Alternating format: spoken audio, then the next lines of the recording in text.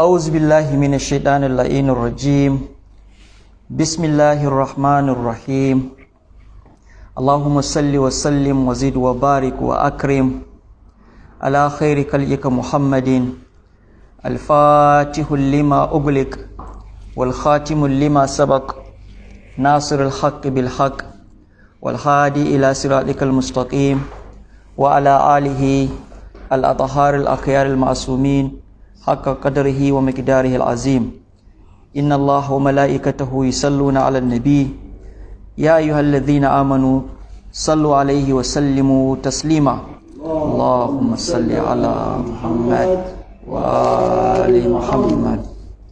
‘Yan uwa masu sauraro da bibiyanmu a wannan shafi mai albarka, muna buɗewa da yi wa ‘yan uwa sallama ta addinin musulunci. Assalamu alaikum wa rahmatullahi ta'ala wa barakatu. Alhamdulillah, muna godiya ga Ubangiji Maɗaukakin Sarki, wanda cikin ikonsa da hikimarsa ya raya mu ya ni'imta mu muka ga wannan wata mai albarka kamar yadda muka gan shi a shekarun baya. Kamar yadda ‘yan uwa suka sani, wannan mu'assasa mai albarka ta mu'assasatul Bilalul Habashi, duk shekara muna ƙoƙari gwargwadon hali mu kawo wa 'yan uwa tunasarwa ko faɗakarwa ko nasihohi wanda za su amfane mu rayuwarmu ta duniya da lahira a irin wannan wata mai albarka. Alhamdulillah, wannan shekarar ma Allah ya sa mun samu taufiƙin dacewa da samun dama na kawo irin waɗannan karatuttuka kamar yadda muka saba a shekarun baya.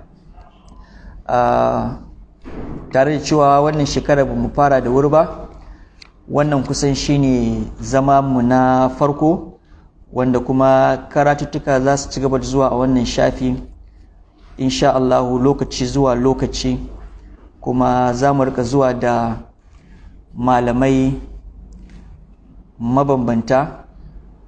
Wani lokacin ni zan yi insha Allahu, wani lokacin kuma wasu malaman ne za su, wanda muna sa ran daga cikin waɗanda za su yi karatu a wannan shekarar akwai babban sakataren mu'assasanmu Sheikh Aliyu Saleh Muhammad, wanda aka fi sani da Aligana, da kuma sauran malamai waɗanda ba sai na ambaci sunayensu ba. Ba tare da ɓata lokaci ba, kowa ya sani cewa wannan wata na Ramadana wata ne wanda Ubangiji Maɗaukakin Sarki yake cewa shahru Ramadana alladhi unzila fihi alquran. Wata ne wanda Allah ya saukar da alqur'ani a cikin shi. Sannan wata ne waɗanda Ubangiji ya ce ya wajabta mana azumi a cikin shi. Ya ayyuhallazina amanu kutiba alaykumus siyam kama kutiba alal ladzina min qablikum la'allakum tattaqun. Allah ya ce na wajabta muku azumi kamar yadda na wajabta wa waɗanda suka gabace ku, ba don komai ba domin ku samu takawa, ku samu tsoron Allah, ku nisanci abubuwan da Ubangiji ya haramta.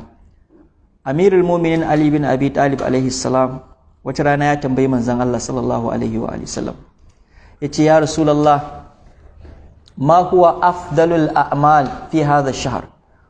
Wani aiki ne mafi fici, mafi girma a irin wannan wata na Ramadana? Manzon Allah sallallahu alaihi wa sallama yace mishi tarku maharimillah ko alwara'u fi maharimillah, wato barin abin da Allah ya haramta ko yin tsantseni da taka tsantsan akan duk abin da Allah ta'ala ya haramta. Wannan shine kulasar takawar da ake so a samu idan an yi azumi. Ba karatun alkur'ani ba, ba yawan sadaka ba, ba yawan sallah ba, ba yawan istighfari ba. Duk waɗannan ayyuka ne kyawawa waɗanda ana buƙatar su, kuma suna ƙara wa azumi inganci da kamala. Amma daga bakin da layin ɗiku anil hawa yace mafifici shine mutum ya guji abubuwan da Allah ta'ala ya haramta. Wato azumin kar ya zamanto kurin na ka hana bakinka da cikinka ko da al'aurarka abin da take so. la, hatta ɗabi'unka da abubuwan da suke da mu'amala na zamantakewa ana so dukkaninsu bawaye mai ya nisanci abin da Ubangiji ya haramta, maharimillah. Da haka azumi wata ne na tarbiyyar ruhi, azumi wata ne wanda ake so mutum ƙarshe ya samu takawa. Idan har mutum zai gama azumi ya ga cewa babu wani abu nashi da ya canza na gudun abubuwan da Allah ta'ala ya haramta, to ya kamata ya sa aya tambaya akan azumin shi, domin natijar azumi shine me la'allakum tattaqun, domin ku sami takawa. Kuma wata ne da aka saukar da alkur'ani. Daga cikin darussan da zamu yi maganganu akan shi akwai shi kanshi alkur'anin, muna so mu yi magana akan shi a waɗannan 'yan kwanakin gwargwadon abin da hali ya ba mu shi. Alkur'ani kundi ne na addinin musulunci, da haka nan malamai suke cewa alkur'anil karim asasuddini. Alkur'ani shine tushen addini, shine asasin addini, akan shi ne addini ya ginu, domin shine ake samun addinin a cikinsa. Wa babul islami, kuma alkur'ani shine kofar musulunci. Babu wanda zai shiga cikin musulunci sai ta kofa, to kofar musulunci shine mai alkur'ani, domin alkur'ani ne ya zo da musuluncin da Ubangiji yake da bukata. Alkur'ani ne ya zo da musuluncin da dukkanin shari'o'i Ubangiji ya kira su da cewa dukkaninsu musulunci ne, tun daga kan annabi Adamu har zuwa annabin ƙarshe dukkaninsu sun zo ne da me da addinin musulunci. Inna ad-dina indallahi al-islam. Allah baya karɓar wani addini face addinin musulunci. Da haka nan alkur'ani shine kofar me shine kofar musulunci. Wa huwa kitabullahi allazi udi'a fihi shari'atuhu, kuma shi alkur'ani shine littafin da Ubangiji ya ajiye shari'arsa. Duk wata shari'a tun daga ta farko samawiya, yahudanci ne ko nasaranci ne ko ma wace irin shari'a ce, alkur'ani ya kunshe ta, ballantana kuma shari'ar manzo sallallahu alaihi wa alihi wasallama. A cikin shi ne ake samun halal da haram, a cikin shi ne ake samun abin da Ubangiji yake so da abin da Ubangiji baya so. Wa haqa'iqu dinahu, alkur'ani a cikin shi ne Allah ya ajiye haƙiƙanin addininsa. Wato a cikin alkur'ani kana iya samun addinoni kala-kala daban-daban waɗanda suka gabata, amma haƙiƙanin addinin da shine idan bawa ya zo Allah zai karba. Wa man yabtaghi ghayra al-islam dina falam yuqbal minhu, wanda duk wanda ya rike wani addini ba addinin musulunci ba addinin manzo sallallahu alaihi wa sallam ba a wannan zamanin, to Allah ba zai karba daga gare shi ba. To wannan addinin na haƙiƙa zaka same shi ne kawai a cikin me a cikin alkur'ani. Sannan shi alkur'ani anzalahu linnas, Allah ya saukarwa da mutane shi hadiyan wa sirajan munira, ya zamanto mai shirya gare su, shine zai shiryar da su ila siratal mustaqim. Da haka nan kullum muke addu'a ihdinas siratal mustaqim, Allah ka shiryar da mu zuwa ga tafarki madaidaci, siratal mustaqima, ka shiryar da mu zuwa ga tafarkin shirya zuwa gare ka. A alkur'ani ne kawai zaka samu me zaka samu wannan shirye, domin shi ne dama Allah ya saukar da shi don ya shiryar da mutane. Wa sirajan munira, kuma shi fitila ne, haske ne da yake haskaka al'umma. Sannan haske da Ubangiji ya tanade shi li yukhrijahum min adh-dhulumati ila an-nur, ya fitar da al'umma su wayannan mutane din, ya fitar da su daga me daga cikin duhu zuwa ga haske. Alkur'ani shine yake fitar da al'umma daga duhun jahilci zuwa ga hasken ilimi. Alkur'ani shine yake fitar da mutane daga duhun zalunci zuwa ga hasken adalci. Alkur'ani shine yake fitar da mutane daga duhun shirka zuwa ga hasken tauhidi. Alkur'ani shine yake fitar da mutane daga duhun ɗimuwa zuwa ga haske na nutsuwa. Baka samun kowace irin nutsuwa da dacewa sai me sai a cikin alkur'ani, domin shine Allah ya ce ya saukar da shi la yukhrijuhum min adh-dhulumati ila an-nur, ya fitar da mutane daga kowane irin duhu zuwa ga haske na shari'a. wa amarahum bitamassuk bihi, sannan Allah ya umarci su mutane din cewa su yi riko da alqur'ani din. Saboda me za a yi riko da alqur'ani?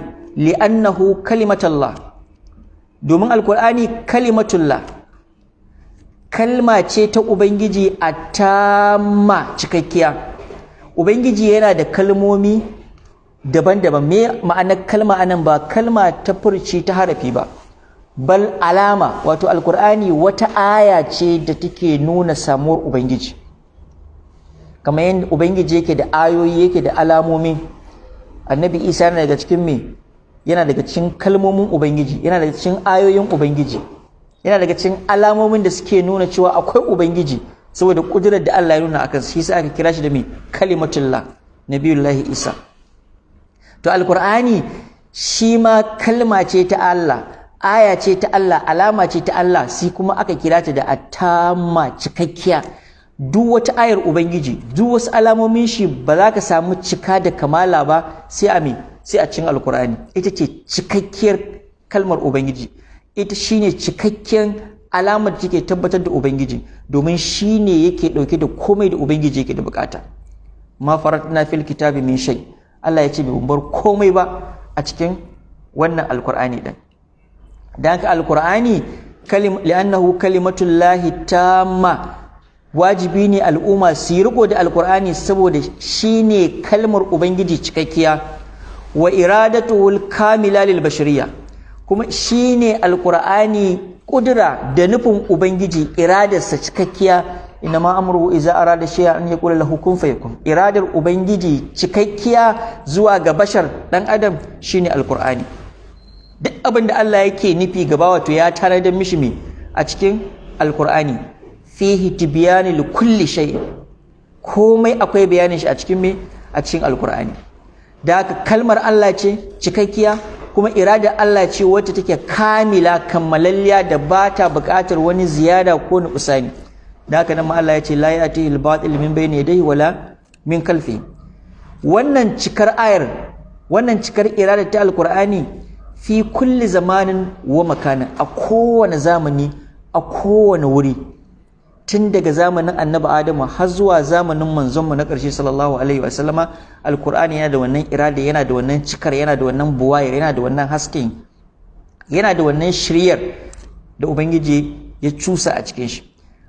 Da haka bai keɓanta da wani zamani ban da wani zamani ba, tun daga zamanin farko da aka saukar da shi har zuwa zamanin, wato zamanin sahabbai wanda su suka fara shiryuwa da shi, har zuwa tabi'ai, har zuwa tabi'ina, har zuwa kanmu, har kuma zamanin da zai zo bayan mu, da zai zo bayan mu, har zamanin ƙarshe wanda daga shi su tashin alƙiyama. Duk alƙur'ani yana da me? Yana da wannan shiryar. Haka nan makan, kowane waje, yanda alƙur'ani yake shiryarwa, yake datarwa, yake saitawa, kuma wajibi ne a yi riko da shi a kowane zamani, a kowane waje. Haka yake a Madina, haka yake a Makka, haka yake a Karbala, haka yake a Najaf, haka yake a Qum Muqaddasa, haka yake a Mashhad, haka yake a Kazimiya, haka yake a Samarra, haka yake a Japan, haka yake a America, haka yake a Nigeria, haka yake a Ingila, haka yake a kowace ƙasa. Alkur'ani buwayarsa da iradarsa da ubangiji ya ajiye a ciki, da shari'a da shiriya da haske da shiryarwar da suke cikin shi, ba su keɓanta da wani zamani ko wani waje keɓantacce ba. Kurin saukar shi a Makka da Madina shikenan aikinsa ya ƙare ba, ko a nan ne yake tasiri ba. Da haka nan ubangiji madaukakin sarki yake faɗa mana, wa hadha kitabun anzalnahu. Allah ya ce wannan shine littafi wanda muka saukar, mubarakun, Allah ya kira shi da mai albarka. Duk wata albarka zaka same ta a cikin alkur'ani. Sai Allah ya zo da mai umarni, ya ce fattabi'uhu, ku bi shi. Fi'il amri ne. Fi'il amri inji malamai idan ya zo daga ali yana yana ifadal wujub, wajibi ne. Fattabi'uhu, wajibi ne abu alkur'ani. Wattaqu, Allah ya ce ku yi taqwa. Wato mutane su kalli muƙarana, alaƙa ta saukan alƙur'ani da kuma taƙawar da ake so a samu. Kuma wannan taƙawar ana samun ta ne a azumi. shi kuma azumin nan an wajabta shi ne a cikin me a cikin watan Ramadana, kuma wannan watan a cikin shi ne Allah ya saukar da alqur'aninsa. Sai ce wa haza kitabun anzalnahu mubarakun, wannan shine littafi alqur'ani da muka saukar da shi mai albarka, fattabi'uhu, ku bi shi, wattaqu, ku ji tsoron Allah, ku yi takawa, ku bar duk abin da Allah ya hana, la'allakum turhamun, sai Allah sai ya ji kanku, sai Allah ya tausaya muku. Da haka abubuwa guda biyu ne me suke sa Allah ya ji kan bawa ko ya ji kan bayi, shine na farko su samu takawa, sannan kuma su bi alqur'ani. Ita kuma wannan takawar tana samuwa ta natijar azumi da muke yi a irin wannan wata. Sannan bin alqur'anin shine bin shiryarsa, bin koyarwarsa, haskakuwa da haskensa. Faman arada alwusul ila Allah, duk wanda yake so ya isa zuwa ga Ubangiji, dama Ubangiji ya faɗa mana wabtagu ilaihi alwasila, kana so ka je da Ubangiji to kai riko da tsani. Kana so ka isa zuwa ga Ubangiji, ka je fadarsa, ka je halararsa, to ma alaihi illa an yasluk sabilahu, ba abin da ya rage wa bawa ba shi da wata hanya ta usuli zuwa ga Ubangiji madaukakin sarki face me sabilahu, sabilul Qur'an. Hanya alqur'ani kurin ita ce za ta kai ka hanya dodar, hanya santal wacce za ta kai ka zuwa ga halar Ubangiji madaukakin sarki. Ba a usuli ballantana ai fana'i a cikin halar Ubangiji sai ta me sai ta hanya alqur'ani. Wa yahtadi bihadahu, sannan mutum ya shiryi da shiryarsa.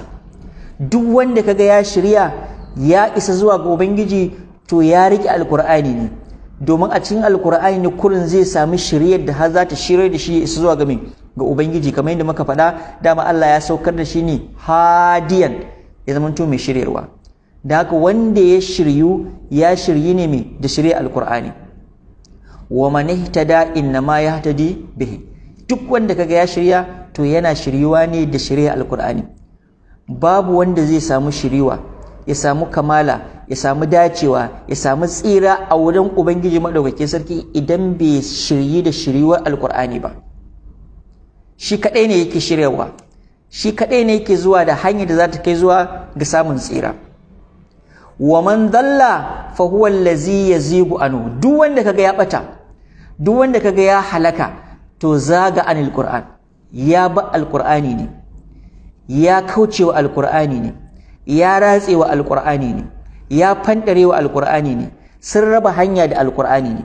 Wannan shi ya haifar da me da bacewarsa.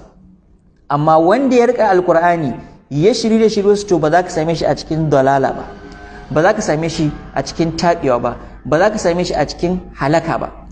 Da haka alkur'ani irin wannan falalar da yake da ita na cewa shine asasul dini, tushen addini, shine babul islami, shine kofar musulunci, baka shiga musulunci sai da alkur'ani, shine littafin da Allah ya aje dukkan shiriyarsa, shine littafin da Allah ya aje haƙiƙanin addini, shine littafin da Allah ya saukar da shi don ya shiryar da mutane, ya fitar da su daga duhu zuwa ga haske, kuma ya umarce su yi riko da shi, kuma shine kalmar Ubangiji cikakkiya, kuma shine kurin ake shiryuwa da shiryuwarsa, kuma shine kawai hanyar da za a bi a yi wusuli a isa zuwa ga halarar Ubangiji.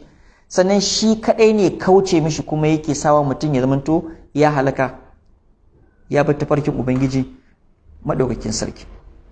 Alkur'ani irin wannan falalolin nashi ba za su irgu ba, kamar yadda ruwayoyi a immatu ahlul bait alaihi salam, kamar yadda su kansu nassoshin alkur'anin suka ambata haka.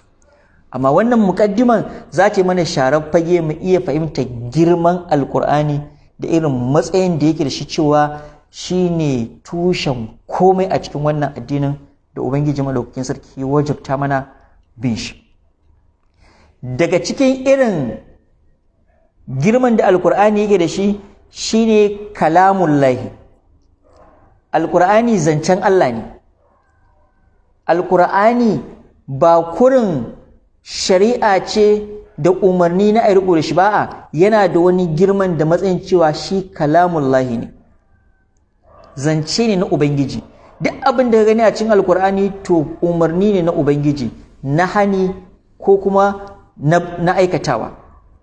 fal qur'anul majid kalamullahi ta'ala ila khalqihi, alqur'ani shi littafi ne wanda ubangiji madaukakin sarki yake magana da bayinsa, maganar Allah ce zuwa ga bayinsa, Allah ne yake magana da bawansa. Da haka nan akwai ruwaya daga immatu ahlul bait alaihi salam suke cewa wanda yake so yayi magana da ubangiji, wato ya ji Allah ya hira da shi, kana so kai hira da ubangiji to ka karanta alkur'ani. Domin me, duk abin da zaka karanta maganganun ubangiji ne, kaman kai kurin sauraro kake, ubangiji yana baka maganganu kala kala. Kana so kai ta'annisi, kai tamattu'i, ka ji daɗi da nutsuwa, kana hira da ubangiji madaukakin sarki, to ka karanta alkur'ani mai tsarki. Da haka alkur'ani kalamullahi ne. Wa haza laysa amran adiyan, kasancewa alkur'ani kuma kalma ko kuma maganar ubangiji, wannan ba al'amari bane ba wanda yake mai sauki ko wanda za a raina shi. Al'amari ne mai girman gaske a ce wannan zancen ubangiji ne, amma hakan yana fita ne idan mutum ya san kima da matsayi da azma da buwaya ta shi ubangiji madaukakin sarki. Dan yau karamin miqdarin misali, wani ya zo ya kawo maka magana ya ce kurun, amma wannan maganar shugaban ƙasa ce, ya za ka kalli girman wannan maganar, ya za ka ƙaddara ta, ya za ka ƙaddasa ta? Shugaban ƙasa kenan kurun, ko a ce ga magana a ce waye faɗi wannan magana, sai a ce maka ai babanka ne ya faɗa, ya za ka ƙaddara ta? To shugaban kowa, mahalicin kowa, wanda ya halicci sama da ƙasa, shine aka ce wannan maganarsa ce. Kenan girma da matsayin wannan maganar ya wuce duk yadda ɗan adam zai iya sawwalawa a ƙwarwar shi, domin magana ce ta wanda babu sama da shi, magana ce da ta fito sajiratun daga wanda azmarsa da buwayarsa da jalalarsa babu wanda yake sama da ita. fa an yukallimuna Allah ta'ala nahnu al-bashar walau bil huruf wal alfaz fa hadha laysa bil amr al-basit. A ce ubangiji zai magana da bayansa ta hanyar alkur'ani mai tsarki, wannan ba wani abu bane da za a dauke shi mai sauki, bal huwa karamatun au karamatan, wannan karama ce. A ce bawa har ya kai matsayin da ubangiji zai magana da shi, wannan karamci ne gare mu. Allah ya mutunta mu ne, ya karamta mu, dama kuma ya faɗa mana cewa walaqad karramna bani adama, lalle mun girmama, mun karrama, mun mutunta dan adam. Yau ko shugaban ƙasar garinku ne aka ce ga wani yana da damar da zai je ya magana da shi, wani irin girma ya samu, wani irin matsayi ya samu, wace irin fada yake da ita? Ashe ba karrama ba wacce ba a ce yau wani shugaba da yake da girma a cikin al'umma har zai iya yin magana da kai? Girma ne a gare ka ko girma ne a wurin shi? Girma ne a gare ka kai da ka samu damar da har zai iya yin magana da kai. To mai girman masu girma, mafi girman masu girma, ubangiji madaukakin sarki shine yake magana da bayi. Kenan wannan karama ce, karamci ne, tafaddulan ubangiji ya mana falala da shi. Wa sharaful azim, kuma ɗaukaka ce mai girman gaske a ce ubangiji yana magana da mu. Faman nahanu hatta yukallimuna rabbus samawati sab'i wal ard. Amma idan ba dan karamcin ubangiji ba, mu su wane ne mu, wani matsayi muke da shi har da za a ce mahalicin sammai da ƙasai yana magana da mu? Ina muka samu wannan kimar? Wace falala muke da ita? Wani aiki muka kaddamar da muka samu wannan falalar da har mahalicin sammai da ƙasai zai tsaya yi magana da mu? Wa ilahal alamin, ubangijin dukkanin alam, mutum ne ko aljan, aljani ne ko rauhani, dutse ne ko tsirai, kowane irin abu in dai makaluki ne ana ce mishi alam, ilahal alamina, wanda shi wannan ilahal alamina din la hadda li qudrati, kudrarsa da karfinsa da buwaye shi ba ta da iyaka, wala muntaha li azmati, girmansa ba shi da ƙarshe, babu wata iyaka, wata nihaya da za a ce ai kudrarsa da girmansa da buwayarsa anan ta tike. liza kana ahadu rasulullah sallallahu alaihi wasallama wa ahlul bait athhar alaihi salam ilaina bi an nahfazahu.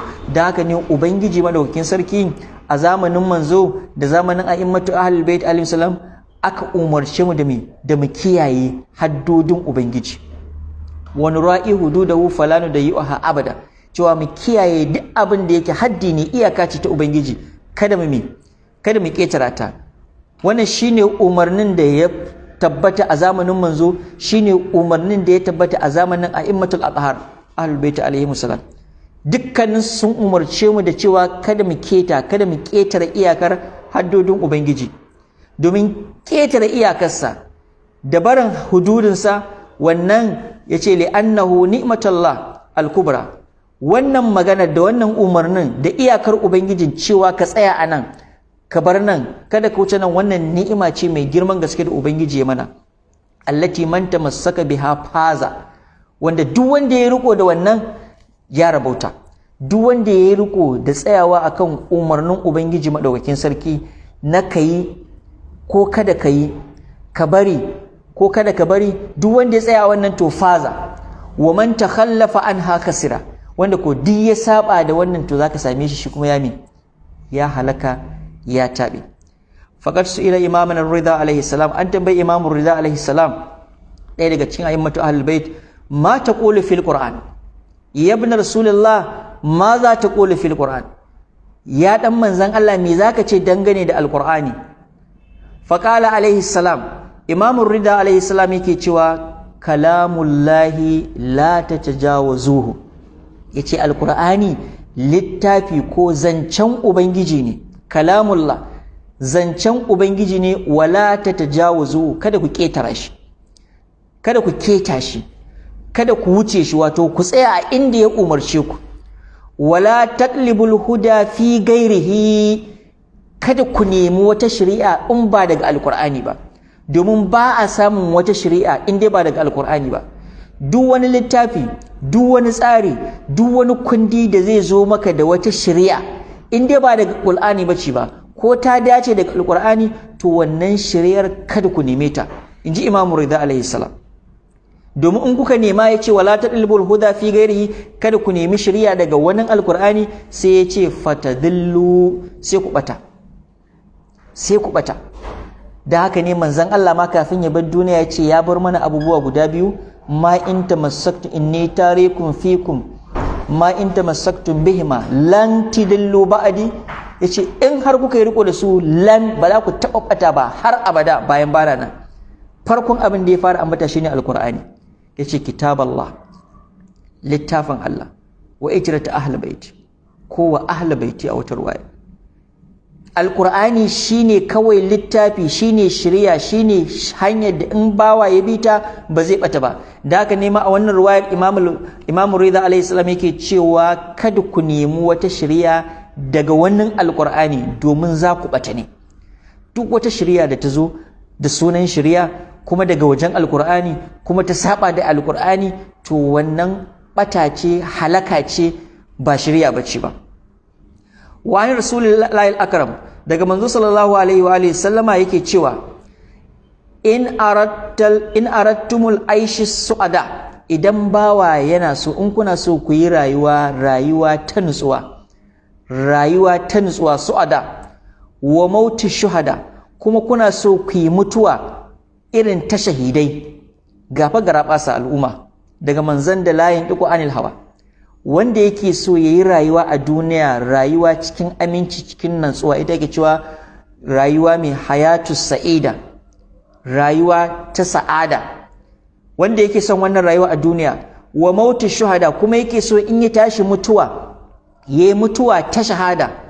Shahada ba lalle sai an kashe ka a fagen yaki ba, akwai hanyoyi da yawa da ake samu mai falalla ta mutuwar shahada, ya zamanto ka samu ajar kwatankwacin irin ladan da Allah yake ba waɗanda aka kashe su a fagen fama a jihadi fi sabilillah, da ruwayoyi suke magana akan su.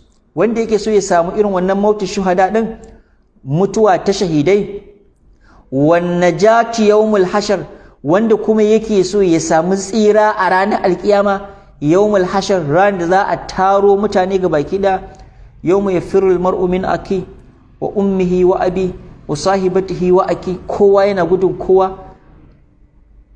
Taron da aka ce uwa za ta guji ɗanta, miji zai guji matarsa, ɗa zai guji iyayensa, ka san wannan bala'in ya kai bala'i. To wanda yake so ya samu tsira najati a irin wannan ranar yawmul hashar, wa dhilli yawmul hurur, kuma yake so ya samu inuwa a ranar da babu wata inuwa in ba wannan inuwar ba. Wal huda yawmud dalala, wanda yake so ya samu shiriya a ranar da kowa a bace yake babu wata shiriya sai wannan, yace faddarisul qur'an, yace to ku koyi ku yi darasin alqur'ani. Wato akwai mulahaza mai kyau anan, manzo Allah ba cewa yayi ku karanta alqur'ani ba, faddarisu, dirasa, tadabburi ake wa alqur'ani. Afala tatadabbarun, afala tatazakkarun. Tadabburi da ta'akkuli da tazakkuri shi ake wa alqur'ani. Maganar Allah ce tana buƙatar nutsuwa da nazari da kallanta ta kowane bangarori, shine zaka fahimci me Allah yake nufi. Sannan baka iya fahimta alqur'ani sai idan waɗanda su ne tarajimatul wahayi, su ne masu tarjaman alqur'ani, dama sai in su suka yi maka tarjama, suka yi maka bayanin alqur'ani, sannan ne zaka iya fahimtar me ake nufi. Domin dama tare da cewa larabawa ne, alqur'ani balarabe ne, amma ba a basu da alqur'ani ba sai da aka musu musu tarjama. Yaran su ne amma sai an fassara musu, saboda wanda yake magana da su yana magana da su ne da wani istilawoyin da ba lalle su iya ganewa ba. Da haka ne Allah ya kawo manzo, bayan manzo kuma ya kawo a'immatu ahlul bait wanda suke ci gaba da aikin manzo sallallahu alaihi wa sallam. Da haka faddarisul qur'an, manzon Allah ya ce ku yi dirasa alqur'ani, ku yi tatabu'in shi, ku yi mishi karatu na nutsuwa, karatu na bin keke da keke, filla sala ku fahimce shi, ku yi tadabburi a cikin shi. Fa innahu kalamur rahman, domin alqur'ani zancen ubangiji ne. Wa hirzun minash shaitan, kariya ne daga shaitan. Kana so ka shaitan ya samu tasalludi a gare ka, kamar yadda yayi ubangiji alƙawarin cewa sai na halakar da dukkan bayinka. Allah ya ce illa ibadukas salihun, illa ibadikal mukhlasun, sai bayinka wa'anda suke tsarkakakku, bayinka salihai na gargari, su kadai ne shaitan ba zai iya halakarwa ba. To alqur'ani idan mutum yayi dirasa shi, ba wai ya karanta shi ba karanta irin yau muka ta'awudi da shi, an karanta an sauke, la qalqalatul lisan, karatu na sosai, dirasa, to zai zama muka hirzi ne daga shaitan, kariya daga shaitan. Baya iya yin galaba ga mutumin da yake dirasa alqur'ani. War rujhani fil mizan, sannan alqur'ani idan an yi dirasa shi yake ba da rinjaye na mizani a ranar alkiyama, ranar da Allah zai wa man saqulat mawazinuhu, wanda mizanin shi yayi nauyi, ranar da Allah yake auna ayyukan bayi a mizani, to alqur'ani yana sa waye ya samu rujhan, ya samu rinjaye. Waye ke samu wannan rinjayen a mizani, kyawawan ayyukan su rinjayi munana, shine wanda yake dirasa alqur'ani, yake tadabburi a cikin alqur'ani. Wannan haka manzo Allah sallallahu alaihi wa alihi wa sallama ya faɗa mana. Da haka alqur'ani falaloyin shi da girman shi da azumarsa wani abu ne wanda hankali ba zai iya hararuwa ba kuma za ka yi iska wannan ba, kamar na faɗa, sai in kana karɓa daga waɗanda su suka san alqur'ani, su ne alqur'anin ya sauka a gidansu, su ne suka fahimci alqur'ani, su ne dama aka tanada domin su yi bayanin alqur'ani. To anan ne zaka fahimci haƙiƙanin alqur'ani, anan zaka iya tadabburi akan alqur'ani, anan ne zaka iya yin dirasa alqur'ani, har ka samu falalar da ake samu na waɗanda suka yi tadabburi, suka yi dirasa alqur'ani, kamar yadda ya zo a cikin wannan riwayar ta manzo sallallahu alaihi wa sallama da muka karanta. Insha Allah za mu kwana a karatunmu na yau, sai idan Allah ya kai mu gobe dan uwa zai dora daga inda muka tsaya a wani darasi din. Wa sallallahu ala Muhammadin wa alihi tayyibin at-tahirin. Allahumma salli ala